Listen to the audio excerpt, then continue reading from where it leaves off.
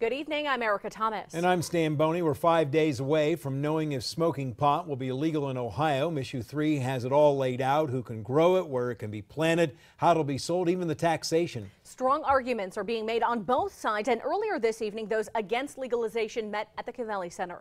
27 First News reporter Alex George was there. She joins us in the studio with that story, new at 10.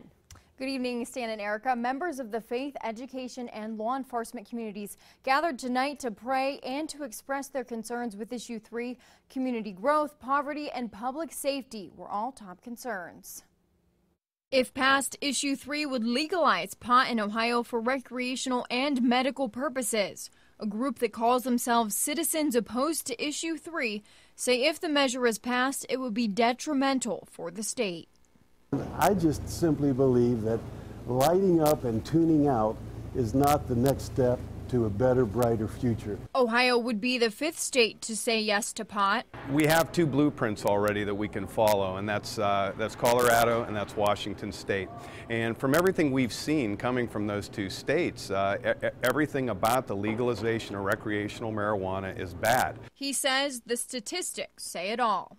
I can start with the increase of marijuana-related deadly crashes, the increase in DUIs, 80% increase in work-related injuries, 78% increase in work time sick abuse. But when it comes to medical marijuana use, Citizens Opposed to Issue 3 isn't necessarily saying no.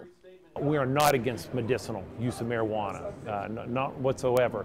But I think people need to be sensible, and I think the proponents of this issue are pushing that to try to hide all the other bad things that this issue will do. Jeff is a member of Citizens Opposed to Issue 3, but he is also a social worker. He says he sees the negative effects of pot firsthand on a daily basis. I see a lot of adults who are seeking to move their life forward, and adolescents, and they are trying to advance themselves with their education and also in the job market.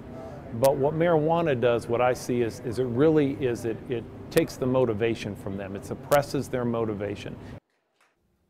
Now, these gentlemen also agreed that they really want to stress the importance of learning the facts before heading to the polls next week. Alex George, 27 First News.